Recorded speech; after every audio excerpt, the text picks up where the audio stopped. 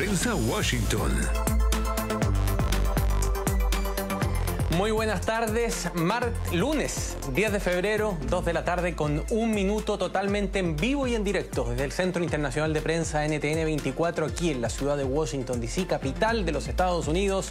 Comenzamos un nuevo club de prensa. Recuerde seguirnos en nuestras redes sociales de @NTN24, tanto en X como en Instagram, y dejarnos sus comentarios para que traigamos temas a esta mesa que comparten muchas veces académicos con periodistas, que cubren los distintos frentes noticiosos y poder ponerlos sobre la mesa para entregar respuestas oportunas a nuestra audiencia. Voy a comenzar saludando a quien me acompaña hoy día aquí en el estudio, un amigo de la casa, colega periodista, influencer político también, Rodrigo Albanera. Que el adjetivo tenga connotación negativa en el mundo de los medios, pero muchas gracias, José María, y un saludo a todo el auditorio. Te tengo una pregunta. ¿Ya postulaste? ¿Supiste que Donald Trump va a acreditar en la Casa Blanca influencer político? ¿Ya postulaste o no? A los 5 minutos que se anunció eso en la conferencia de prensa, me postulé. Pero me imagino que tuvieron ríos de gente. Dicen que postularon cerca de 6.000 personas entre podcaster, influencer de TikTok, Instagram, etcétera, etcétera. Así que es parte de este nuevo tiempo, esta nueva administración y de las nuevas reglas, además de cómo comunica y cómo lo está haciendo a nivel global. Y hablando de globalidad, vamos a irnos un poco más lejos y nos vamos a conectar de manera remota con Juan Luis Manfredi, catedrático de la Universidad de Castilla-La Mancha. Juan Luis, parto saludándote. Muy buenas tardes y bienvenido al Club de Prensa. ¿Qué tal? Muy buenas tardes. Todavía no hemos cenado en España, pero ya se aproxima esa hora. Es maravilloso tener dos horarios al mismo tiempo, que nos permite ver las noticias con un poco de perspectiva de lo que todavía es por ahí es la mañana y aquí ya se va aproximando a la tarde-noche. Efectivamente, acá está, diríamos, todo tipo de cosas pasando durante el día. Donald Trump ha firmado nuevas órdenes ejecutivas, tuvimos la declaración respecto a lo que dijo sobre Gaza. Hay muchas cosas sobre la mesa, pero quiero invitar tanto a Rodrigo como a Juan Luis a que comencemos en Ecuador, porque vivimos en esta aldea global y lo que pasa en las distintas democracias y los procesos electorales tienen impacto en distintos lugares, y evidentemente en Estados Unidos también se ha seguido con atención cómo ha sido el rendimiento electoral de un aliado para el gobierno de Donald Trump, como es Daniel Noboa, quien ayer enfrentó la primera vuelta de las elecciones presidenciales con un resultado que algunos califican de sorpresivo. Entonces, tomemos contacto con Ecuador. Voy a ir con Juan Carlos Calderón, periodista y director de la revista Plan B desde Quito. Juan Carlos, bienvenido, y te pregunto de inmediato, ¿era un resultado dentro de lo previsto o aquí ha habido un movimiento que no había sido detectado previamente por los analistas políticos? Cordiales saludos. En realidad las encuestas o las casas encuestadoras habían señalado una ventaja permanente del candidato presidente Daniel Noboa. Más o menos una diferencia de 5 o 6 puntos. Y en la última semana la campaña de Noboa se encargó de difundir exhaustivamente, masivamente, que ellos podían ganar en primera vuelta. Pero lo propio hizo el correísmo, la campaña de Luisa González también en ese sentido. Entonces, al final se esperaba una resolución en primera vuelta para cualquiera de los dos agrupaciones o tiendas políticas, y entonces el empate sí es sorpresivo en ese sentido, porque de alguna manera, a mi criterio, es que existió un voto vergonzante de lado y lado que terminó engañando a las encuestas, o las encuestas no hicieron bien la muestra, o lo que se pueda decir de ello. Incluso el exit poll que se lanza a las 5 de la tarde, el único autorizado por el Consejo Electoral, se equivocó enormemente. Es decir, planteó 51% para Daniel Noboa, lo cual implicaba su victoria en primera vuelta, versus un 42% para Luisa González, casi 10 puntos de diferencia. Y lo que tenemos son 40.000 votos de diferencia en favor de Daniel Noboa a este momento. Ahora, y aquí abro la conversación a Rodrigo Albanera. Rodrigo, clásico, ¿no? Son muy pocos los gobiernos que logran reelegirse en esta era digital de la política. A Daniel Noboa se le pone un poco cuesta arriba el proceso. Ya voy a estar después volviendo con Juan Carlos para preguntarle sobre este famoso trasvasije de votos, ¿no?, de los candidatos que quedaron fuera. Pero Que Daniel Noboa hubiese ganado en primera vuelta hubiese sido una rareza, más no una generalidad, ¿no? Totalmente, creo que hemos visto eso en los últimos 4 años en todo el mundo, pero sobre todo en Latinoamérica. La única anomalía.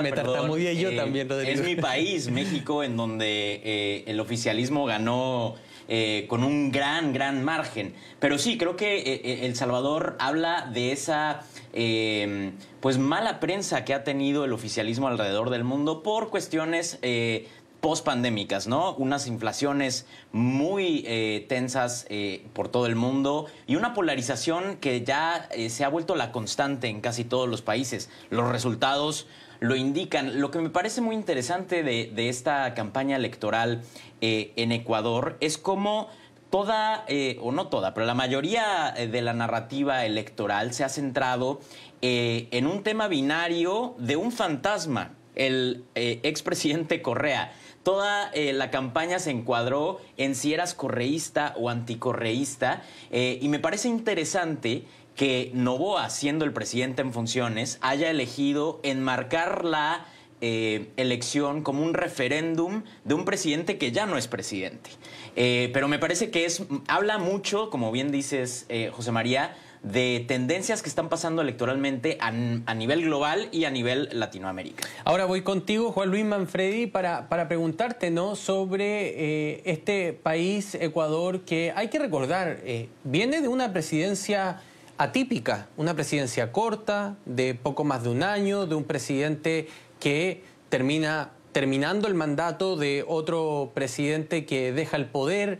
Es decir, son tiempos muy complejos, un poco tormentosos para Ecuador, pero hoy día en la mañana leía analistas y decían, nosotros ya conocíamos el voto anticorreísta, ahora aparece el voto antinoboísta también, y por primera vez en mucho tiempo en Ecuador hay dos fuerzas políticas, casi que parece una suerte de bipartidismo, que logran tener esta tracción de más del 90% del voto de todos los electores y que terminan dividiendo el país en dos. ¿Cómo evaluarías tú académica y culturalmente lo que ha pasado en Ecuador y la conducta política del Ecuador durante estos últimos 2 años que han sido bien traumáticos para muchas personas? Sí, no me cabe duda. Yo encuentro 3 elementos en el fenómeno de las elecciones en Ecuador que yo creo que están en línea con lo que estamos viendo en otras democracias, ¿no? En primer lugar, lo que has descrito es lo que llamamos la polarización. La polarización no es solo que haya un 50-50% de población, sino que además ese porcentaje sea fijo. La gente ha generado una identidad política muy sólida alrededor del presidente Noboa o contra el presidente Noboa, alrededor del presidente Correa o contra el presidente Correa. Eso significa que el debate en la calle no está en materia de política de vivienda, en políticas sociales, en el precio de los alimentos, sino en cómo te identificas políticamente. Esa es la primera clave. La segunda tenía que ver con esto que también apuntaba Juan Carlos Calderón.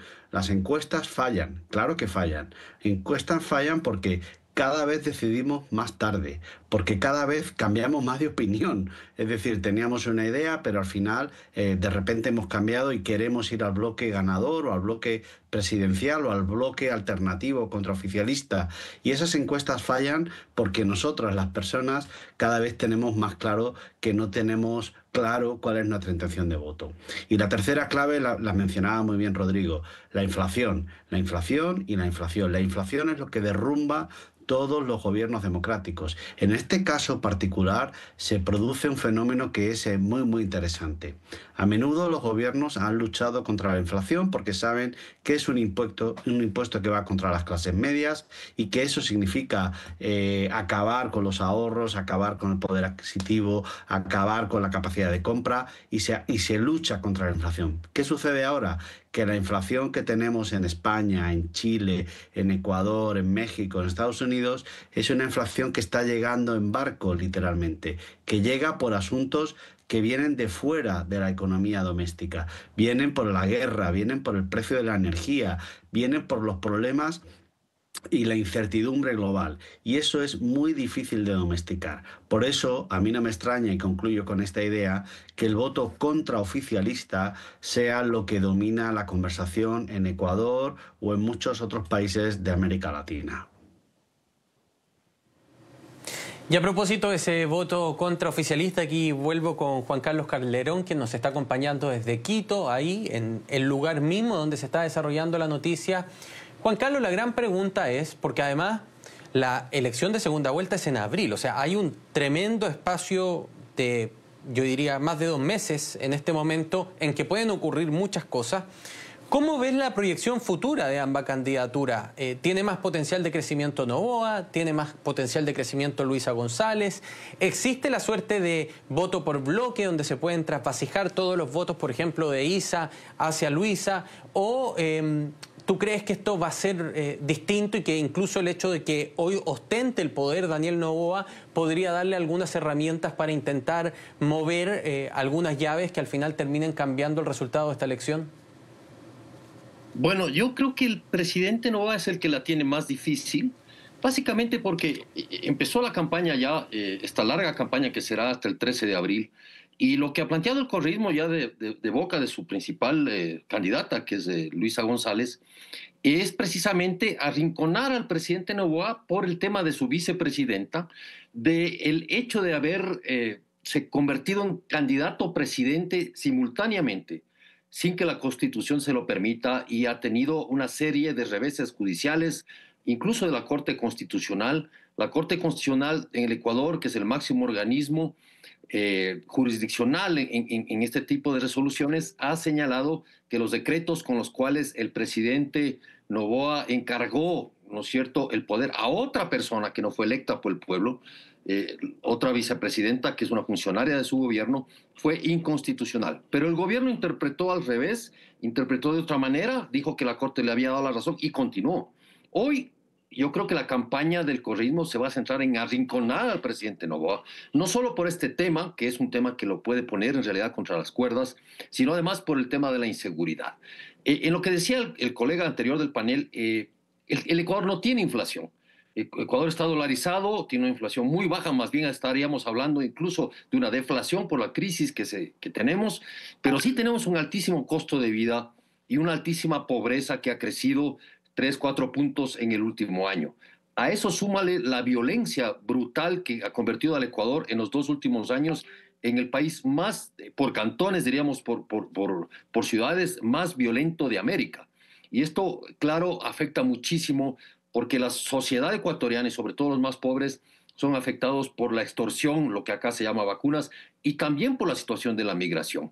Entonces me parece que hay un factor que debilita y pone con mucha vulnerabilidad al gobierno de Noboa, por más que esté en el poder. El antipoder ha sido la señalética del correísmo, y la gente ha sido llevada a votar anti, en ambos casos, el anticorreísmo y el antinoboísmo. Pero no hay propuestas, en realidad, solo hay precisamente el anti.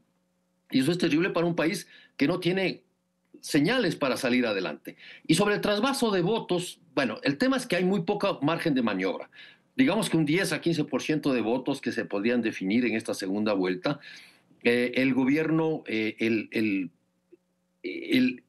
líder indígena, dirigente de la CONAIE, Leonidas Issa, llegó tercero con un margen bastante pequeño comparado con las 2 candidaturas principales de 5 puntos, pero lo suficiente para hacer ganar a cualquiera, entonces se convertirá en dirimente. El movimiento indígena ha sido, en su momento fue vilipendiado, ofendido y atacado por el correísmo en el gobierno del Correa, pero su líder indígena actual está planteando una decisión de apoyo al correísmo con algunas condiciones. Estas condiciones son que acepte hacer un gobierno de coalición, ¿sí? Y además que no pase ciertas líneas rojas que son claves para el movimiento indígena, por ejemplo, la antiminería. ¿Sí? El movimiento indígena está puesto a abrir la frontera, a desarrollar la frontera minera y a desarrollar la frontera petrolera. Cualquier gobierno que venga, tanto Noboa como Correa, o perdón, Luisa González, mil disculpas, van a necesitar seguir con estas posibilidades de extracción, de economía extractiva para sostener la dolarización en el Ecuador, lo cual también está en duda en este momento porque el Ecuador necesita dólares del exterior para sobrevivir en su economía y casi que esto no los tiene ya.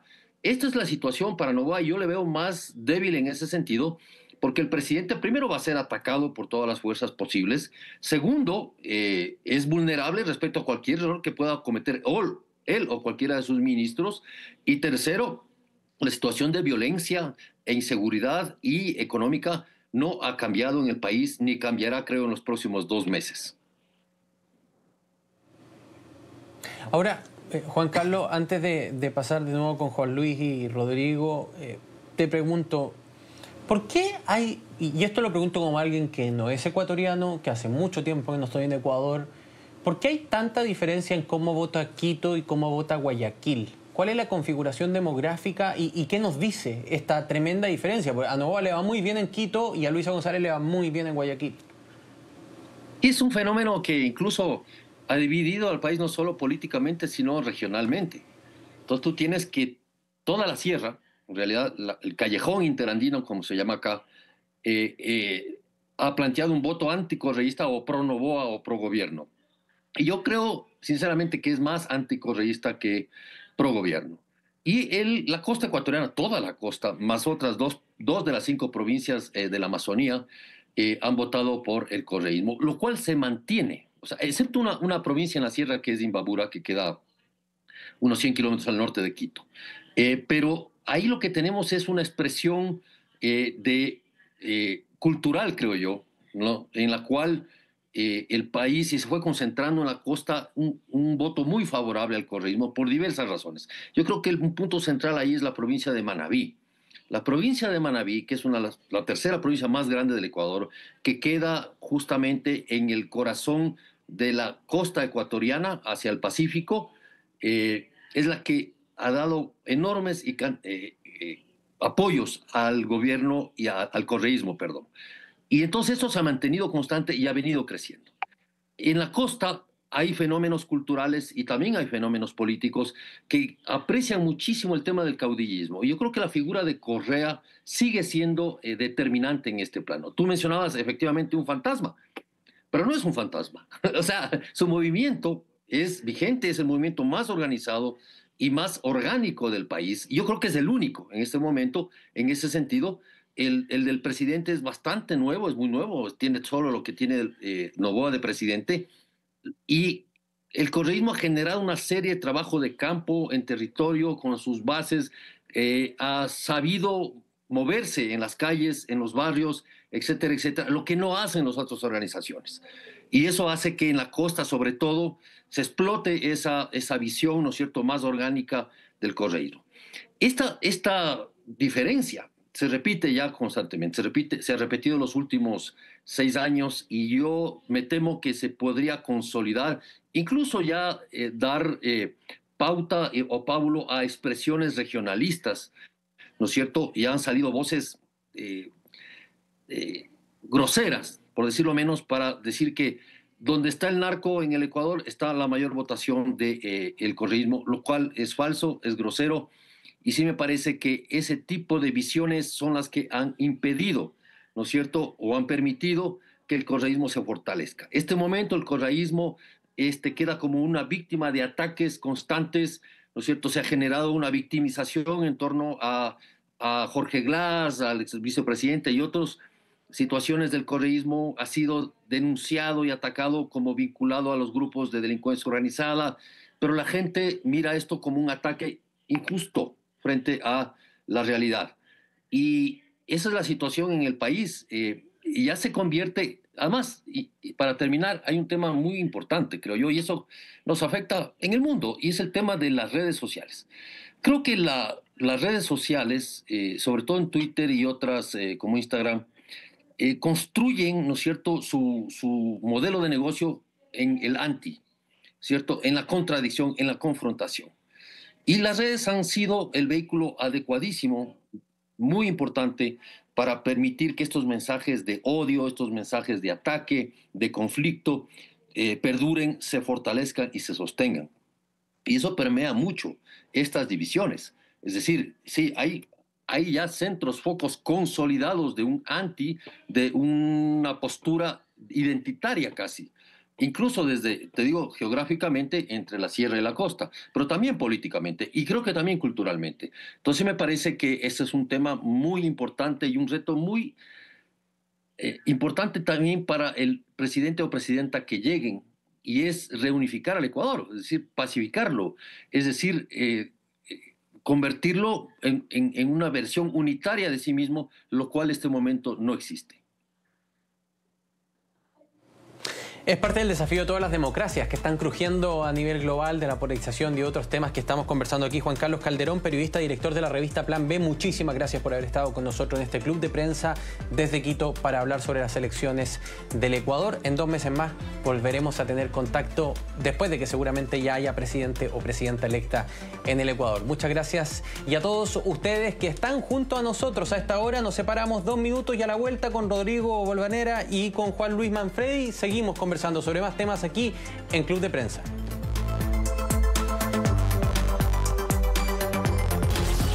Ya regresamos con Club de Prensa Cono Sur por NTN 24, el canal de las Américas. Seguimos haciendo Club de Prensa acá en el Centro Internacional de Prensa de Washington, D.C. Son de las 2 de la tarde con 27 minutos hora del este de la Unión Americana, y estamos conversando sobre los temas que marcan la agenda con Juan Luis Manfredi, catedrático de la Universidad Castilla-La Mancha, quien está de manera remota junto a nosotros, y con Rodrigo Bolvanera, periodista, politólogo, influencer político, le digo yo también. Gracias, que hay que valorizar lo que se hace además para llevar temas tan interesantes a las redes sociales. Y quiero traerlos ahora a los Estados Unidos porque este es Club de Prensa Washington, D.C. Quiero conversar contigo, Juan Luis Manfredi, a propósito del desmantelamiento del gobierno, como han titulado los medios, a las acciones que impulsa Donald Trump, pero más bien directamente Elon Musk y Doge, esta agencia que renombró la agencia de gobierno digital como Doge y contrató a Elon Musk y a trabajadores de sus empresas como empleados externos del gobierno federal, y que está, ¿no es cierto?, apuntando, ya lo vimos, USAID, luego lo vimos con el Departamento de Educación, ahora con la Comisión de Consumidores de los Estados Unidos, una suerte de defensor del consumidor que existe a nivel federal acá. ¿Cómo interpretas tú? Y también traigo a la mesa esta idea de la crisis constitucional que han dicho los demócratas, en esta idea de gobernar un poco por decreto o órdenes ejecutivas en el caso de los Estados Unidos, pero que muchas de las decisiones que se están tomando deberían haber pasado por el Poder Legislativo. La verdad es que estamos en un escenario inédito, ¿no? El Trump de 2016 era un político poco conocedor de cómo manejarse en Washington y cómo avanzar en el desempeño de su agenda, y este Trump del año 2025 es completamente distinto. No porque haya cambiado su objetivo, pero sí que ha cambiado su método. Esto que describes lo podríamos llamar fácilmente un populismo de rómpelo y luego ya veremos. Rompe con la norma, rompe con los derechos, rompe con el sistema, y luego ya podrá alguien venir a pararnos y decir que esto no se podía hacer, que esto era incompleto, que esto era inadecuado. En el ámbito de la política exterior me sorprende sobremanera el cierre, la clausura o el mantenimiento en frío, digámoslo así, de la agencia USAID. Creo que es un error estratégico que Estados Unidos va a pagar en la próxima década. Dejar el espacio vacío los próximos 4 años significa, en la práctica, dejar que otros actores puedan operar con toda naturalidad y fuerza en sitios donde es muy necesario el apoyo de los Estados Unidos para el desarrollo, el apoyo para las políticas de democratización, de libertad de expresión, de gobernanza, de separación de poderes. Toda esa política exterior queda vacía y queda, todo el mundo lo menciona, claro, en manos del otro único gran actor global con capacidad para operar, que es China. Y en el ámbito doméstico, y concluyo con esto, esta suerte de destrucción creativa de instituciones, normas, sin saber muy bien qué se quiere y para qué, está en el estilo de Elon Musk. Los que hemos usado Twitter tantos años y nos gusta tanto, lo hemos padecido en los últimos 2 años y medio. De repente la red social no funciona, tiene fallos, presenta incoherencias y no sabemos por qué. Tampoco lo sabe Elon Musk. Lo que sabe es que él ha recortado el coste operativo de la red social y luego ya iremos viendo, ya veremos cómo sucede, ya veremos si la red puede ser viable o no, o ya veremos de qué manera esto afecta a la opinión pública y al consumidor. Esto es lo que espera al Departamento de Educación, a Consumo y seguramente a algunos otros que están en la lista ya para las próximas semanas. Ahora, Rodrigo, no sé si has tenido la posibilidad, el viernes una columna muy compartida y muy hablada en los Estados Unidos, del New York Times, y aparecía un concepto de Steve Bannon, de una entrevista en PBS el año 2019, y él ocupa un concepto que se llama Muzzle Velocity, que lo voy a traducir al español, para quienes no saben, muzzle es el nombre que recibe la boca del cañón de un arma. Sí. O sea, digamos que es como una estrategia de disparo fácil y ametrallado, ¿no? Y él decía, porque nuestra oposición no es la oposición política, son los medios. Si yo les disparo 1500 temas, no tienen tiempo para masticar ninguno y así yo puedo avanzar tranquilamente los temas. Totalmente. Esto del desmantelamiento del gobierno ha sido en buena parte a muzzle velocity. O sea, se anuncia, se empieza a avanzar y de repente caen las cortes federales que empiezan a suspender, como lo que ocurrió con el Departamento del Tesoro, ¿no? La pregunta del fondo es, ¿hay un relato, una coherencia detrás, como podemos identificar que esto es claramente lo que quiere Donald Trump? ¿O...? Es que me parece que este caos que narras es una estrategia en sí. Otro término que usaba Steve Bannon en esa misma entrevista era flood the zone, o sea, inundar la zona, ¿no?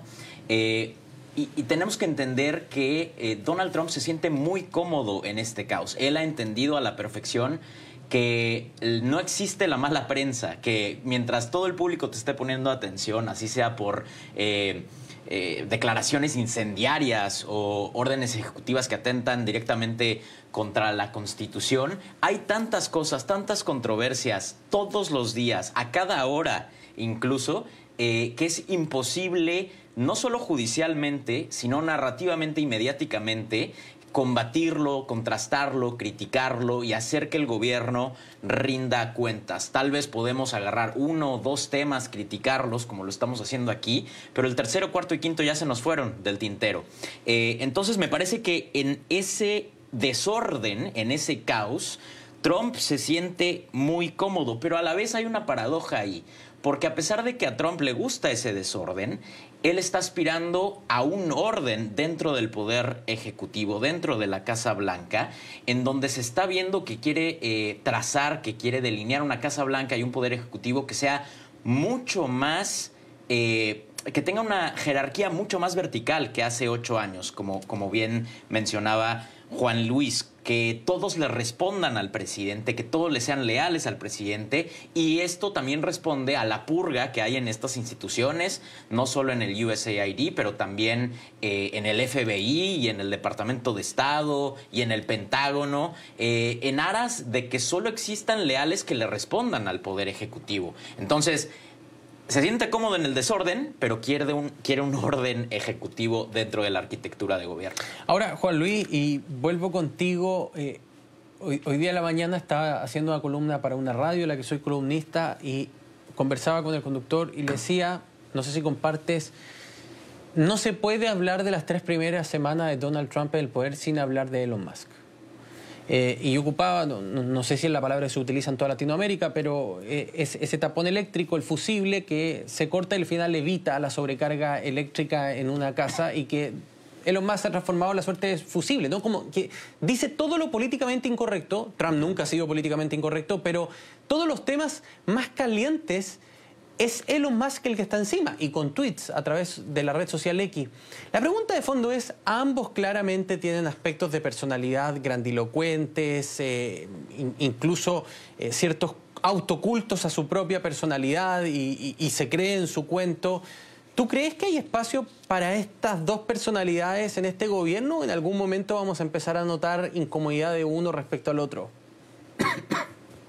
Yo creo que aciertas bien en definir al personaje, ¿no? Hay que entender el perfil psicológico de los dos para entender cómo toman decisiones y un poco recuperando el tema anterior, cuál es su doctrina. Su doctrina es que uno es un personaje millonario y que puede hacer todo aquello que le parezca oportuno porque no tiene, o él piensa que no tiene que rendir cuentas, y esto le lleva a disfrutar de la provocación. Hace unas semanas era el saludo ese, si era nazi o si no era nazi. Luego los comentarios bastante agresivos que utilizan en Twitter.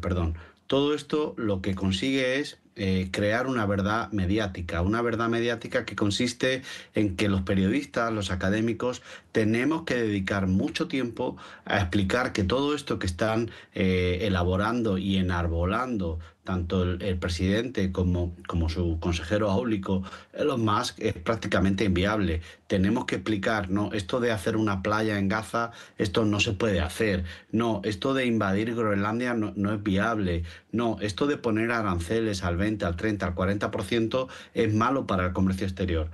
Cuando yo voy por el tercer o cuarto tema, el público ya está aburrido, ya está otra cosa. No le interesa la argumentación. Y ahí es donde quizás, y vuelvo a tu pregunta original, donde puede haber un conflicto de interés en el medio plazo. Con dos personalidades explosivas, porque es la palabra, como son Elon Musk y el presidente Trump, estoy convencido de que habrá conflictos. Y voy más allá. Va a haber un conflicto que tiene que ver con la energía, con la tecnología y con el modelo económico. Elon Musk necesita desregular absolutamente todo lo que tiene que ver con energías, el drill, baby drill, necesita energía baratas. Y el presidente Trump tiene que escuchar de vez en cuando a su vicepresidente, que le va a reclamar, vale, energía sí, pero también necesitamos empleos, necesitamos poner aranceles a esos Teslas que se fabrican en China y se ensamblan en Nuevo León para ser vendidos aquí, esto no nos conviene. Y ahí, en ese choque entre el alma tecnológica y el alma del nacionalconservadurismo del vicepresidente, auguro un conflicto severo antes de un año. Se la juega con un pronóstico Juan Luis Manfredi, catedrático de la Universidad de Castilla-La Mancha. Rodrigo, tú también te quedas conmigo, nosotros nos separamos un minuto a la vuelta. Vamos a pasar a otra persona que también tiene un rol importante, que estuvo de gira. Hablamos de Marco Rubio. Pausa y volvemos. Ya regresamos con Club de Prensa Washington por NTN 24, el canal de las Américas. Continuamos en Club de Prensa Washington DC, hoy día lunes 10 de febrero, 2 de la tarde, 42 minutos en la costa este de los Estados Unidos. Estamos conversando con Rodrigo Balvanera, periodista, politólogo, y también con Juan Luis Manfredi, catedrático de la Universidad Castilla-La Mancha, quien está conectado con nosotros de manera remota desde Madrid. Rodrigo, comienzo contigo, lo dejé anunciado antes de irnos a la pausa. Vamos a hablar de Marco Rubio. Tomó una gira, Marco Rubio, que demuestra ser un político profesional, ¿no? Sí. Responde a sus lógicas, no ha sido grandilocuente, ha ido, ha conseguido lo que quería, ha hablado además con socios estratégicos de temas que impactan directamente la política doméstica de Estados Unidos, como el caso de inmigración, de crimen organizado, de tráfico de drogas, etcétera. ¿Cómo evalúas estas primeras semanas de Marco Rubio como secretario de Estado? Me parece primero interesante analizar la atención que se le está poniendo desde el Departamento de Estado a América Latina, algo a lo que no estábamos acostumbrados. Primero porque es el primer secretario de Estado que es latino y además hispanohablante, habla muy bien español Marco Rubio, y es interesante que haya decidido hacer su primer viaje ya como el diplomático más poderoso del planeta a América Latina, cuando hay tantos conflictos en el mundo en los cuales Estados Unidos está inmiscuido. Sin embargo, creo que a pesar de ser un político profesional, Marco Rubio se ha dedicado a avanzar un poco la agenda que por un lado plantea Trump, pero a la vez apagar los incendios que Trump prende día con día. ¿Y por qué lo menciono? Porque, de nuevo, creo que la administración trumpista se puede identificar por ser muy paradójica. Por un lado, llega Marco Rubio a negociar con el presidente panameño el hecho de que no se renueve el tratado o el acuerdo que tenían con China para disminuir la influencia china en el canal de Panamá, enmarcado todo esto en las amenazas incluso de invasión militar para recuperar el canal de Panamá del presidente Trump. Pero por otro lado, la ruta que está firmado por decenas de países a nivel global. Pero por otro lado está lo que mencionaba Juan Luis en el segmento pasado, el hecho de que la administración de Trump claudicó a usar su herramienta de soft power más grande que tenían, el USAID, que era muy importante en Latinoamérica y que le deja la puerta abierta a China a tener más influencia en esa región. Y también está el tema de los aranceles, que con esas amenazas a México, a Colombia, a Panamá, México tal vez no, porque por su cuestión geográfica sí depende mucho de Estados Unidos, pero otros países latinoamericanos van a decir, bueno, yo no puedo poner todas mis fichas en Estados Unidos si de un día para otro me van a amenazar con el 25% de aranceles a mis exportaciones. Y por lo tanto, pues me voy a buscar otros actores internacionales, llámese China. Ahora, Juan Luis, yo creo que la pregunta que todos los que están evaluando la política estadounidense están haciendo es... Mira la pregunta, ¿cuánto va a durar Marco Rubio en el Departamento de Estado? Un político profesional que requiere de protocolos, que requiere de conversaciones, que entiende la diplomacia en un gobierno que tiene más bien una estrategia caótica o de desordenado orden, podríamos decir. Esta es la pregunta del millón, que si quieres además le damos un segundo giro. ¿Le interesará a Marco Rubio dentro de 2 años, cuando Trump esté de salida, mantenerse bajo su ala o buscará un perfil presidencial? Recordemos que la Secretaría de Estado es una posición muy jugosa para hacer valer tus capacidades. La pregunta adecuada, José María, es...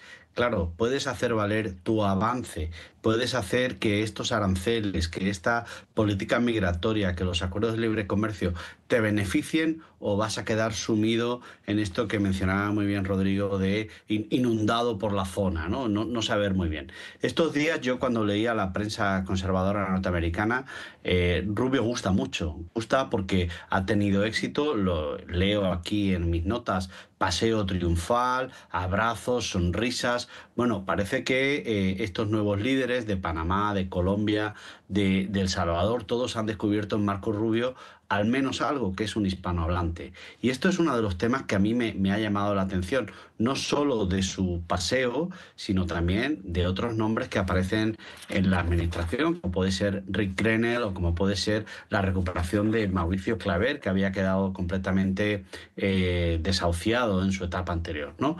Yo creo que vamos a ver a Marco Rubio con mucha frecuencia viajando a América Latina. Él tiene, recordemos, esa vis política con Venezuela, con Nicaragua y con Cuba, y estoy seguro de que vamos a ver movimientos muy concretos, muy conducentes a endurecer la posición, sobre todo contra Venezuela. En mis años en Washington me sorprendía la ausencia de política hacia Cuba desde hace casi una década y el desinterés hacia Nicaragua. Veremos a ver si Marco Rubio cambia políticas y nos ofrece países. Sí, estamos con un leve problema técnico, conversando con Juan Luis Manfredi. Solo un análisis final antes de irnos al corte, Rodrigo. En los grandes temas que han marcado esta agenda internacional de Trump, como es Gaza, Marco Rubio llegó después o no sabemos cuál es realmente su pensamiento. Hacemos una pausa y estamos de vuelta con más Club de Prensa. Ya regresamos con Club de Prensa Washington por NTN 24, el canal de las Américas. Llegamos al final de este Club de Prensa Washington DC. Siempre se nos acaba el tiempo. Don Rodrigo Albanera, periodista, politólogo, muchas gracias por haber estado con nosotros. Agradezco también a Juan Luis Manfredi, quien está desde Madrid, catedrático de la Universidad de Castilla-La Mancha. Gracias, Juan Luis, por tu análisis y por habernos acompañado en este programa. Prometo que para la próxima edición vamos a seguir hablando de Marco Rubio. A todos ustedes, muchas gracias por haber estado con nosotros. Nos reencontramos el próximo lunes en un nuevo Club de Prensa Washington DC.